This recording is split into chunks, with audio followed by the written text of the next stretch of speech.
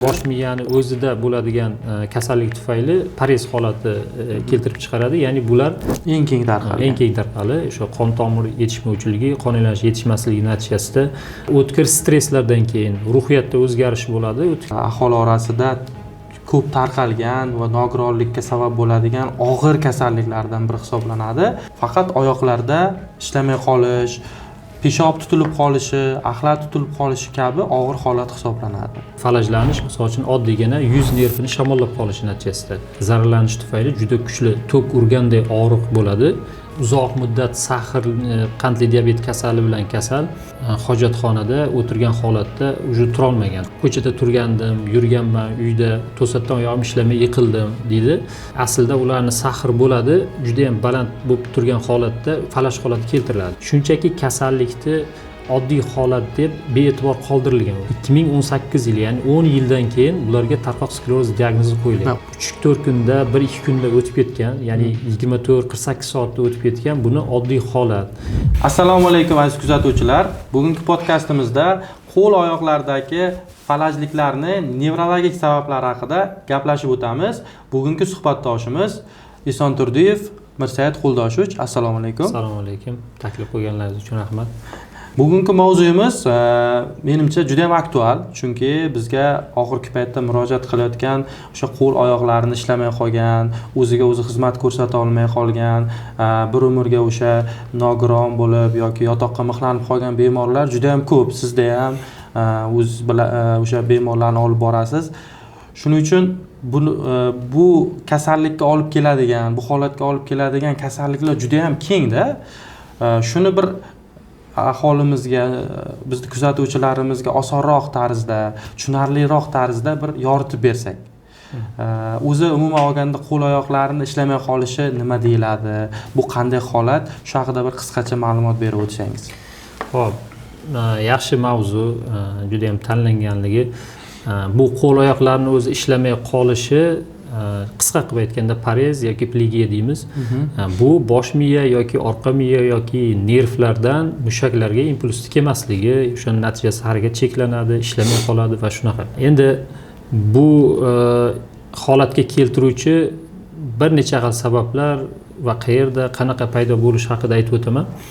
Ya'ni bunda birinchi bosh miyada, bosh miyani o'zidagi kasalliklar guruhini aytib o'tamiz birinchi. Bosh miyani o'zida bo'ladigan kasallik tufayli parez holati keltirib chiqaradi. Ya'ni bular birinchi hamma biladigan insult.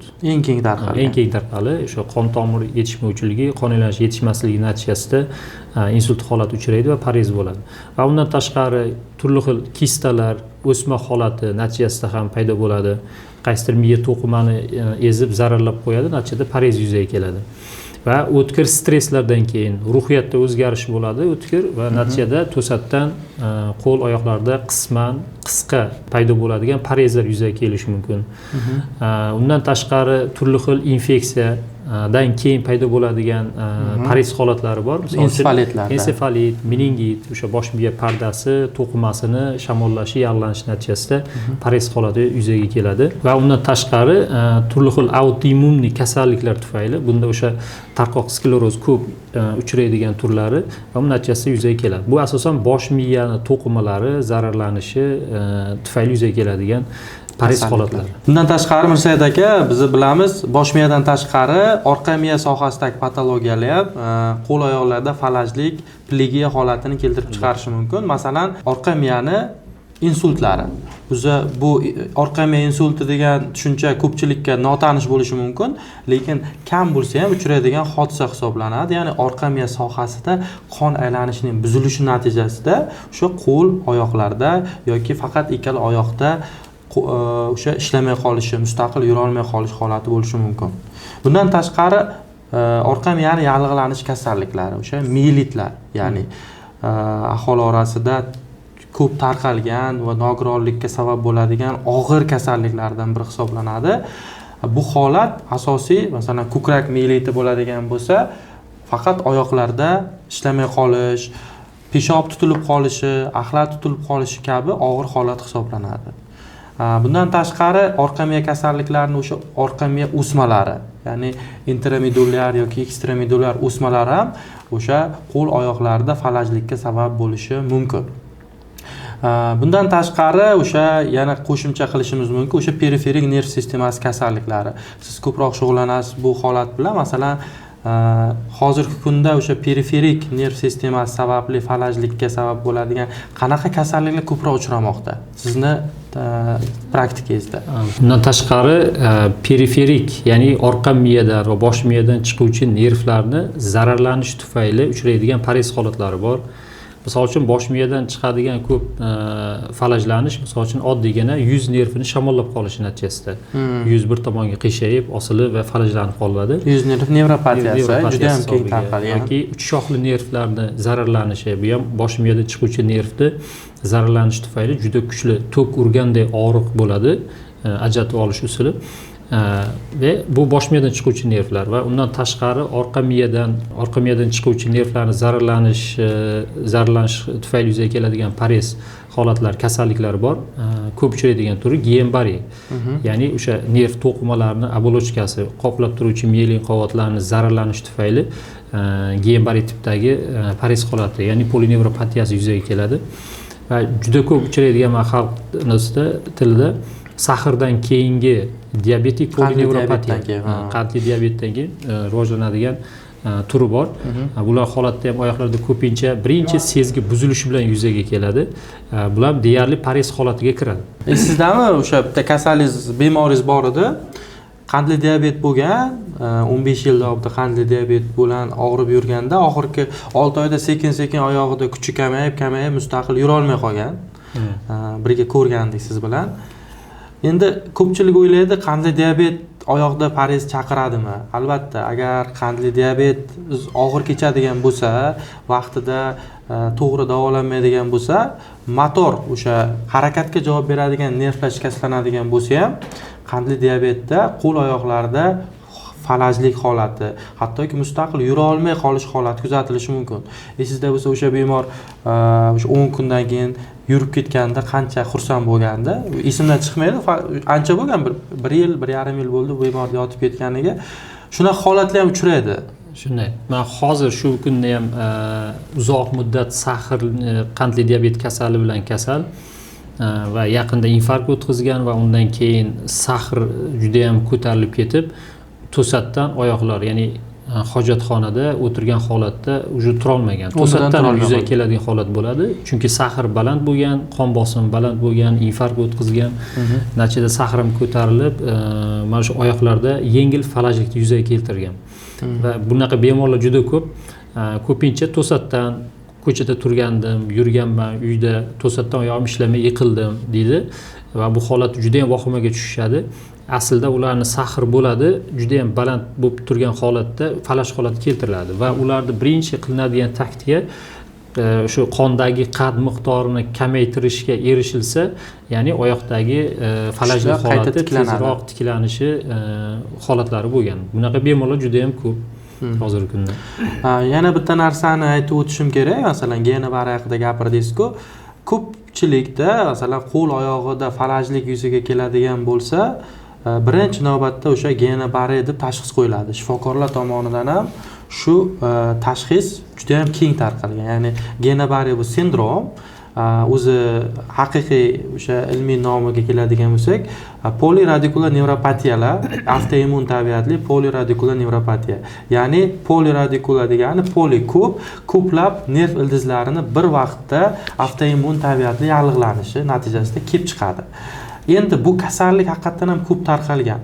Lekin tajribamizda bo'ladiki, bundan tashqari masalan qo'l oyog'ida falajlik bilan kelgan, mana kuni kechadan 2 kun bo'ldi, bemor yotqizgandim. Guillain-Barré tashxisi bilan bemor davolangan, 40 kun davomida reanimatsiyada yotgan, davo muolajalarini olgan. Bemorni ko'radigan bo'lsak, siydik pufayliga kateter qo'yilganda, birdan xulosa keldi, Guillain-Barré sindromida juda kamdan kam bo'lmasa deyarli uchramaydi. O'sha tos a'zolari buzilishi deyarli uchramaydi. Shundan birdan xulosa qilib, Guillain-Barré emas, balkim boshqa kasallikdir deb o'ylab tekshirib ko'radigan bo'lsak, bemorda orqa miya sohasida ham shikastlanish chiqyapti-da. Ya'ni o'sha bemorda oxiri tashxis qo'yildi, miyopoliradikular nevropatiya tashxisi. Ya'ni ham orqa miyani, ham periferik nervlarni bir vaqtda shikastlanish holati kuzatilgan va bemorda o'sha qo'l oyoqlarida ishlamay harakatsizlik holati kelib chiqqan. Shuning uchun ham bu parez holatini oddiy uy sharoitida yoki telefon orqali shifokorlar bilan diagnoz qo'yish o'ta qiyin. Sababi mana sanab chiqdik, bosh miyada, orqa miyada va periferik nervlarning zararlanishi tufayli yuzaga keladi parez holati. Buni ajratib olish uchun albatta nevropatolog shifokorni ko'rigiga va uni ba'zi bir tekshiruvdan o'tkaziladigan jarayonlar bor va ular orqali ajratib, keyin diagnostika qilib to'liq tashxis qo'yiladi.